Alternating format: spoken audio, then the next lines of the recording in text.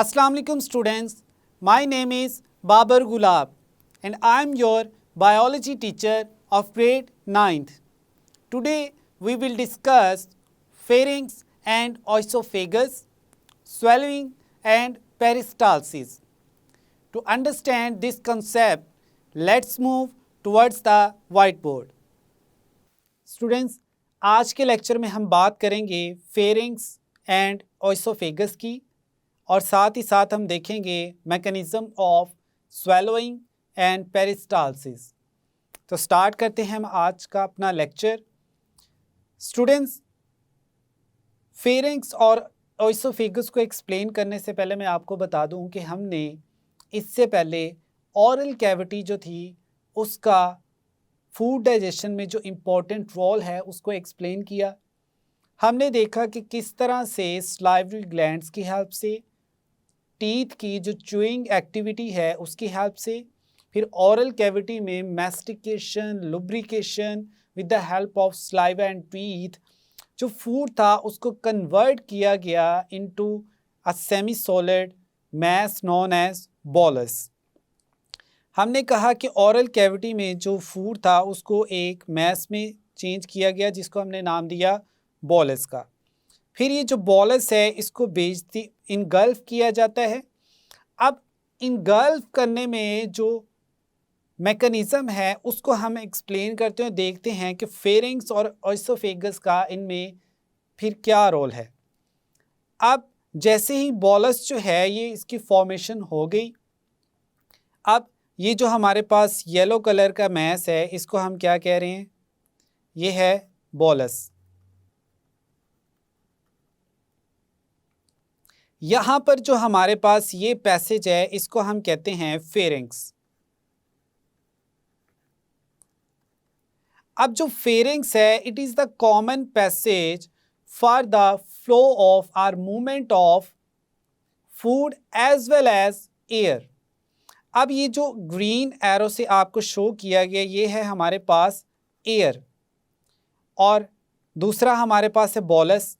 अब आप देखेंगे कि ये दोनों जो कंपोनेंट्स हैं एयर और बोलस, इन दोनों ने फेरिंग से होते होते यानी पास आउट होकर अपने अपने पैसेज में जो है मूव करना है। फ्रंट पे जो है हमारे पास वो है हमारे पास ट्रैकिया। ट्रैकिया जो है इसको हम विंड पाइप भी कहते हैं, यानी जो हम एयर इनहेल करते हैं through the help of nasal cavity, हमारी जो नाक है उसमें से जो एयर हम इनसाइड लेके जाते हैं वो इस फेरिंग से गुजरते हुए कहाँ चले जाती है, ट्रैकिया में, जिसको हम क्या कह रहे हैं, विंड पाइप। और दूसरा जो हमारे पास बोलस है यानी खुराक जो है वो भी इसी फेरिंग से गुजरते हुए कहाँ जाती है, ये बैक पे जो पाइप है इस या जिसको हम कहते हैं ओइसोफेगस। अब यहाँ पर आपको मैंने एक्सप्लेन किया कि किस तरह से फूड और एयर जो है वो दोनों फेरिंग से होते हुए फिर अपने अपने जो वेज हैं उनमें ट्रांसपोर्ट किए जाते हैं या मूव होते हैं। अब हमने देखना है कि ड्यूरिंग स्वेलोइंग कौन कौन से जो स्ट्रक्चर्स हैं ह्यूमंस में वो अपना रोल प्ले करते हैं। तो ड्यूरिंग स्वेलोइंग सबसे पहले ये जो टंग है, ये ज़ुबान जिसको हम कहते हैं, आप देखें कि फर्स्ट इमेज में जो है ये रेस्टिंग पोजीशन में है, यानी ये अपवर्ड मूव नहीं की। ये देखें, अब जैसे ही इस फूड को स्वेलो करना है तो जो टंग है ये अपवर्ड मूव करती है, हम कहते हैं अपवर्ड एंड बैकवर्ड।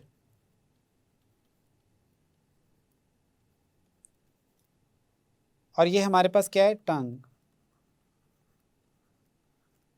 जैसे ही ज़ुबान जो है वो अपवर्ड और फिर बैकवर्ड मूव करती है तो जो फूड है या बोलस जो है अब इसको पुश बैक किया जाता है। तो फूड जो है अब वो मूव करेगा, कहाँ आ गया, अब ये हमारे पास जो है ये क्या है, बोलस है।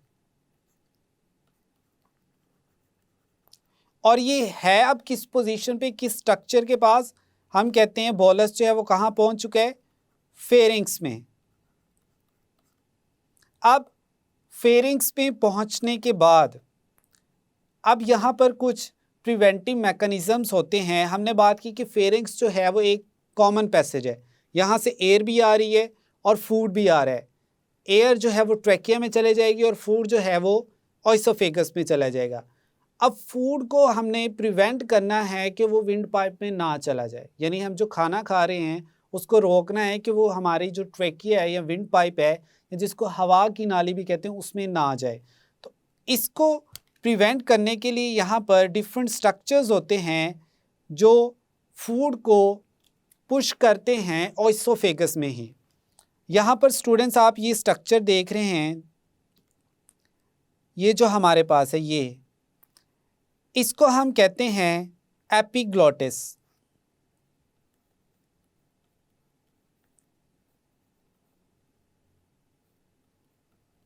एपिग्लॉटिस जो है ये एक फ्लैप ऑफ कार्टिलेज है।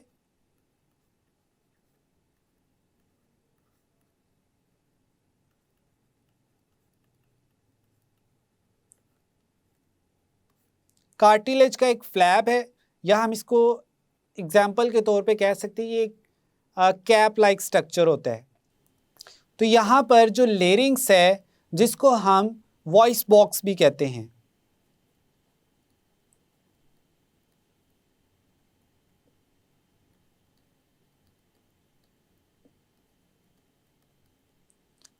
अब ये अपवर्ड मूव करता है। जैसे ही ये अपवर्ड मूव करेगा तो इसके अपवर्ड मूव करने की वजह से ये जो हमारे पास एपिग्लॉटिस है ये हॉरिजॉन्टल पोजीशन में आ जाएगा और ये जो हमारे पास ट्रैकिया है इसको कवर कर लेगा। यानी इस पे ये जो कैप लाइक स्ट्रक्चर है इसने अब विंड पाइप को कवर कर लिया है। जैसे ही विंड पाइप कवर हो जाता है तो अब ये जो फूड है ये कहाँ जाएगा, ये ओइसोफेगस में ही जाएगा।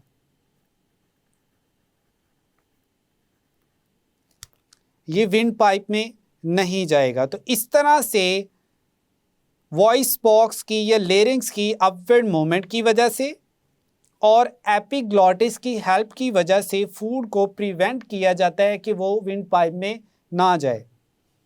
अब यहाँ तक तो हमने बात की कि जो फूड है उसको किस तरह से पुश किया जाता है ओइसोफेगस में।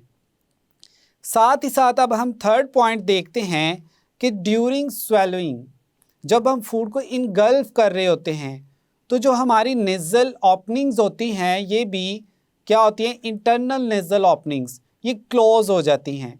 अब ये क्लोज क्यों होती हैं? क्योंकि ये जो हमारा सॉफ्ट पैलेट है ये वाला पार्ट,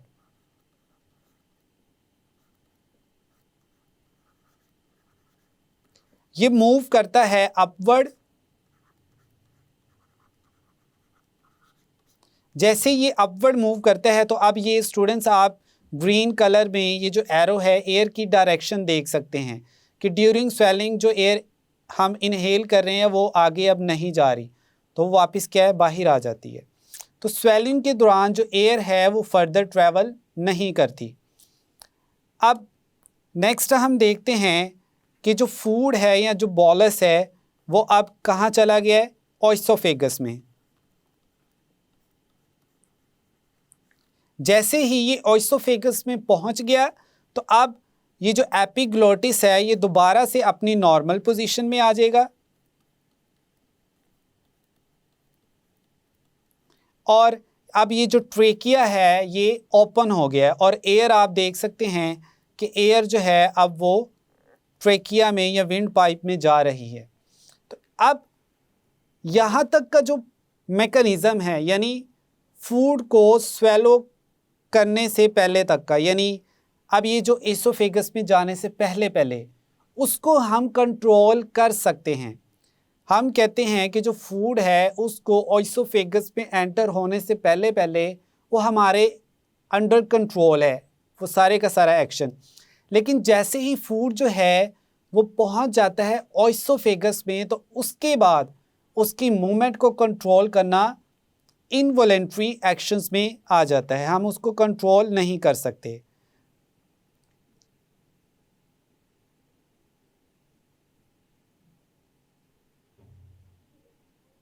अब नेक्स्ट हम स्टूडेंट बात करते हैं पेरिस्टाल्सिस की।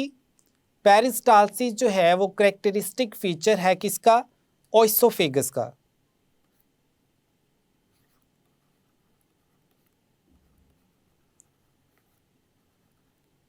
अब फेरिंग्स ने तो अपना रोल प्ले कर दिया। अब हम देखेंगे कि जो ओइसोफेगस है इसमें फूड किस तरह से पेरिस्टाल्सिस के एक्शन के थ्रू फर्दर जो है वो मूव करता है। तो पहले पेरिस्टाल्सिस को डिफाइन कर लेते हैं। The waves of contraction and relaxation in the smooth muscles of alimentary canal walls. हमारी जो एलिमेंट्री कैनाल है इसकी जो वॉल्स हैं वो स्मूथ मसल से मिलके बनी हुई हैं। तो वो मसल्स जो हैं वो कॉन्ट्रैक्ट करते हैं, रिलैक्स करते हैं। तो इस कॉन्ट्रैक्शन और रिलैक्सेशन की वेव को हम क्या कहते हैं? पेरिस्टाल्सिस। अब हम देख लेते हैं कि पेरिस्टाल्सिस के थ्रू कैसे जो है वो फूड ओइसोफेगस से मूव करते करते फाइनली स्टमक में पहुंचता है। तो ये हमारे पास स्टूडेंट्स इमेजेस हैं, इनमें हम एक्सप्लेन करते हैं। अब ये ओइसोफेगस में ये जो पॉइंट्स हैं, यहाँ पर आप देखेंगे कि जो मसल्स हैं वो कॉन्ट्रैक्ट हुए पड़े हैं, या हम कहते हैं मसल्स की कॉन्ट्रैक्शंस है।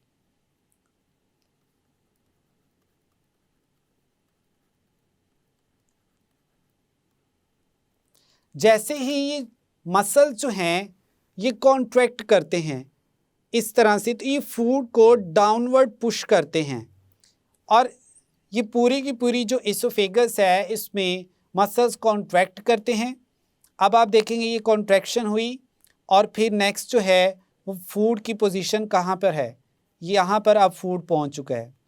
पहले यहाँ पर स्टार्ट पे था और अब जो है सेंटर में आ गया। ये मसल्स पहले कॉन्ट्रैक्ट थे और अब इस जगह पे मसल जो हैं वो क्या है? रिलैक्स हैं।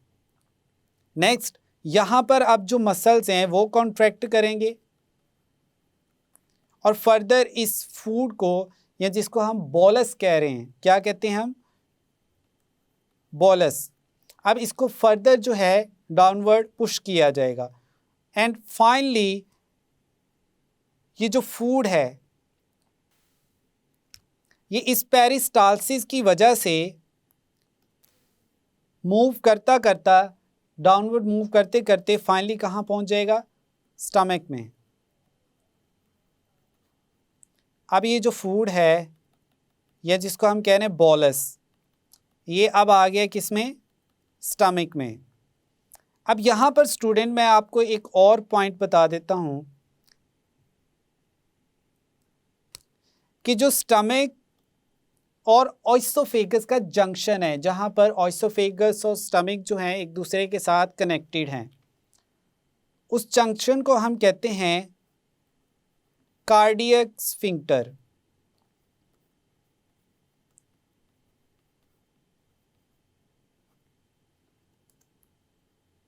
ये पॉइंट, जैसे ये कार्डियक स्फिंक्टर जो है ये ओपन होता है तो फूड जो है या बोलस जो है वो अब कहाँ आ जाएगा? स्टमक में। तो इस तरह से जो फेरिंग्स और ओइसोफेगस है इन्होंने स्वेल्विंग और पेरिस्टाल्सिस के एक्शन के थ्रू जो फूड है उसको पुश किया किस तरफ? स्टमक की तरफ। अब नेक्स्ट जैसे ही ये फूड जो है स्टमक में पहुंच जाता है तो अब फर्दर इसकी जो है डाइजेशन स्टार्ट हो जाती है। अब यहाँ पर हम एक और पॉइंट देखते हैं कि जो पेरिस्टाल्सिस है इसमें हम कहते हैं कि फूड जो है वो स्टमक में ही अल्टीमेटली पहुंचेगा by the action of contraction and relaxation of smooth muscles of alimentary canal. लेकिन पेरिस्टाल्सिस के एक ऑपोजिट भी एक्शन होता है जिसको हम कहते हैं एंटी पेरिस्टाल्सिस।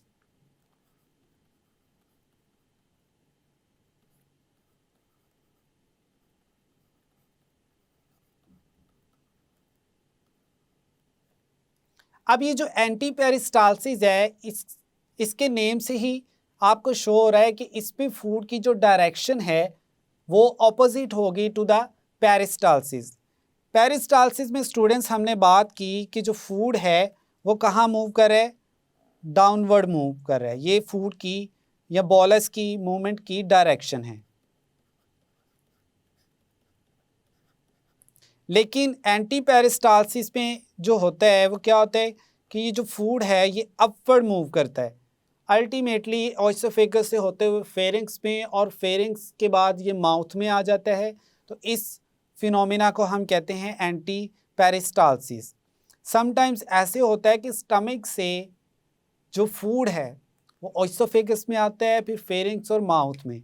तो इस फिनोमिना को हम कहते हैं एंटी पेरिस्टालसिस। अब यहाँ पर हम देखते हैं कि जो पेरिस्टालसिस है या पेरिस्टालसिस कॉन्ट्रैक्शंस जो हैं ये इतनी स्ट्रॉन्गर होती हैं कि इन पर ग्रेविटी का कोई असर नहीं होता। फॉर एग्जांपल हम जब फूड इनगल्फ करते हैं या स्वेलो करते हैं तो उसने अल्टीमेटली हमारे स्टमक में ही जाना है। ऐसा नहीं होता कि जो फूड है, फॉर एग्जांपल अगर ह्यूमन जो है वो हेड डाउन करके भी फूड को इनगल्फ करता है तो भी फूड जो है वो फाइनली कहाँ जाएगा, स्टमक में ही जाएगा, उस पर ग्रेविटी का कोई असर नहीं होगा। तो हम कहते हैं जो पेरिस्टाल्टिक कॉन्ट्रैक्शंस हैं are much more stronger than the gravity. तो यहाँ तक स्टूडेंट्स आज का था हमारा लेक्चर, जिसमें हमने फेरिंग्स और ओइसोफेगस को एक्सप्लेन किया। स्टूडेंट्स आज के लेक्चर में हमने बात की फेरिंग्स और ओइसोफेगस के बारे में, और इनका जो इम्पोर्टेंट फंक्शन है या रोल है ड्यूरिंग स्वेलिंग, और साथ ही साथ पेरिस्टालसिस जो है इनको हमने एक्सप्लेन किया। हमने देखा कि फूड जो है वो किस तरह से बॉलस में कन्वर्ट होता है, जिसको हमने कहा सेमी सॉलिड मैस है, और फिर उसको फेरिंग से पास करते हुए ओइसोफेगस में भेजा जाता है। फिर हमने ओइसोफेगस में पेरिस्टालसिस को भी एक्सप्लेन किया। हमने देखा कि ये एक वेव्स हैं, contraction and relaxation of the smooth muscles of the alimentary canal walls. साथ ही साथ मैंने फाइनली आपको इसके ऑपोजिट जो एक मैकेनिज्म है लाइक एंटी पेरिस्टालसिस उसको भी एक्सप्लेन किया। I hope now you have a clear idea about the pharynx and oesophagus and swallowing and peristalsis। मिलते हैं नेक्स्ट लेक्चर में। अल्लाह हाफिज़।